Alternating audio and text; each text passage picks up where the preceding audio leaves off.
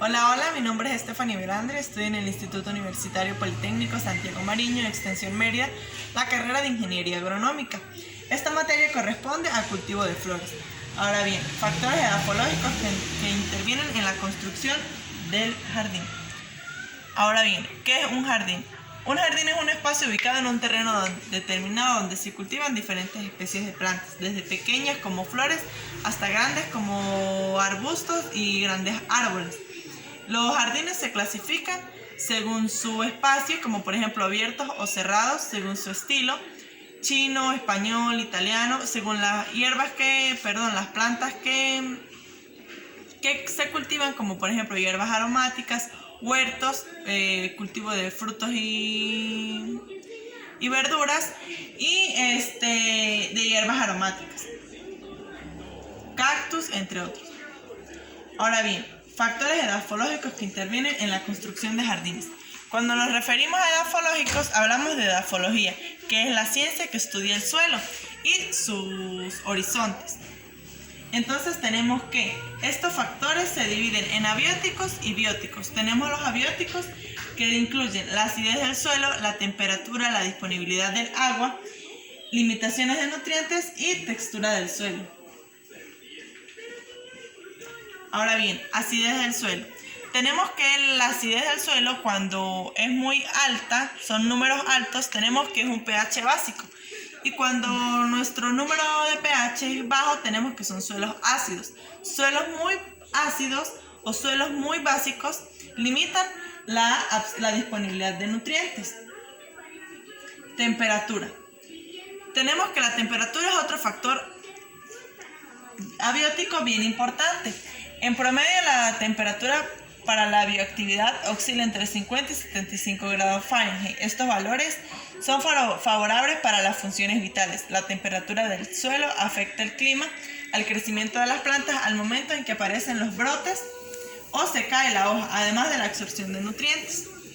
Esto en cuanto a la temperatura. Temperaturas muy altas no son buenas para el suelo y temperaturas muy bajas de igual manera son malas para el suelo, por lo tanto son malas para cultivar plantas. Cuando tenemos un suelo ácido o una temperatura alta o baja, esto lo tenemos que controlar a la hora de establecer un jardín. Disponibilidad del agua. Determina la mayor o menor dificultad que tienen las raíces para absorberla, de acuerdo al potencial hídrico total. A medida de que el suelo se seca, el potencial se hace más negativo, el agua está más retenida y aumenta la dificultad de las raíces para absorber agua. En cuanto a la disponibilidad de agua, a la hora de establecer un jardín, tenemos que tener en cuenta que haya agua cerca. Por ejemplo, que hayan ríos, que hayan lagos, que hayan mares, etc. Esto en cuanto a un jardín, vamos a decirlo, abierto. Ahora, para un jardín cerrado, tenemos que de igual manera tener la disponibilidad del agua. Esto ya que las plantas la requieren diariamente. Ahora bien, tenemos la limitación de nutrientes. Los nutrientes se encuentran en el suelo. Tenemos macronutrientes y micronutrientes, entre los que destacan el nitrógeno, el fósforo, el potasio, el calcio, el magnesio, el zinc, el manganeso, el cloro, entre otros, los cuales alimentan las plantas y estas hacen que éstas crezcan y den sus frutos. La limitación de estos aparece cuando la capacidad del suelo o del medio para proporcionar un determinado nutriente es menor que las necesidades del ecosistema. Es decir, si hay poca cantidad de nutrientes y tenemos muchas plantas cultivadas, esto nos va a hacer una deficiencia. Vamos a tener deficiencia. Otra parte bien importante, por lo menos la limitación de nutrientes, es uno de los factores que más afecta la construcción de jardines, ya que a la hora de sembrar un jardín, como pues sabemos, el jardín está full de plantas, tiene gran variedad de plantas y de diferentes especies. Y por su gran cantidad de plantas, esta va a requerir de bastantes nutrientes. Entonces esto pues es bastante delicado. Pero con, por ejemplo, abonos químicos, abonos orgánicos, podemos controlar esta parte. Ahora tenemos la textura del suelo, otro factor bien importante. el cual indica el contenido relativo de partículas de diferentes tamaños, como la arena, el limo, la arcilla en el suelo. La textura tiene que ver con la facilidad que se puede trabajar el suelo, la cantidad de agua y aire que retiene y la velocidad con la que el agua penetra el suelo y lo atraviesa. Es bien importante saber que a la hora de cultivar una planta, el suelo debe ser un suelo bien estructurado, limo arcilloso o bueno, entre otras fórmulas. Y tenemos que tener en cuenta que el suelo debe almacenar agua y aire. Esto para poder que la planta se oxigene y trabaje mucho mejor. Y en los momentos de sequía pues tenga como la raíz estar bien hidratada. Si no, pues la planta sufriría un estrés hídrico. Un caso muy simple de esto es por lo menos los suelos arenosos o la arena. Un suelo donde hay arena, que es arenoso, no se dan muy bien las plantas.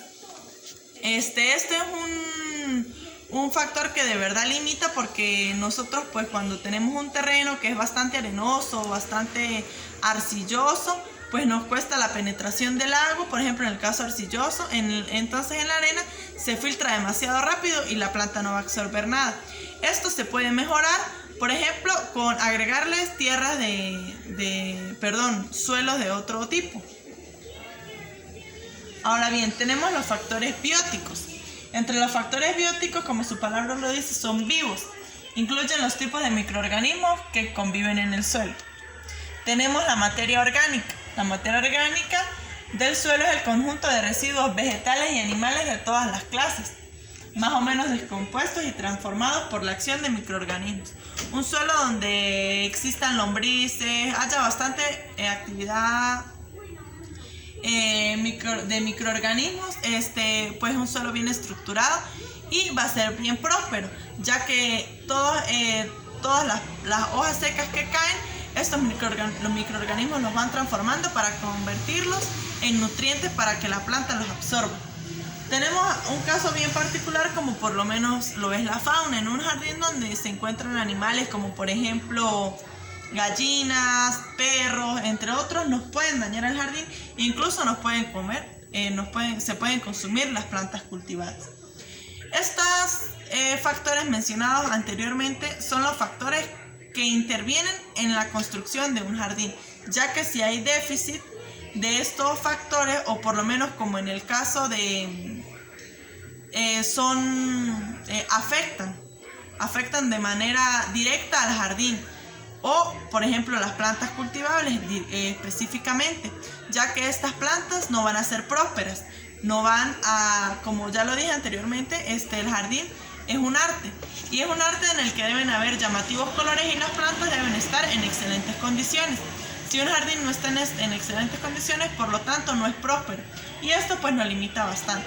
Como ya sabemos, esto lo podemos mejorar aplicando ciertas técnicas que ya las dije anteriormente. Gracias por su atención.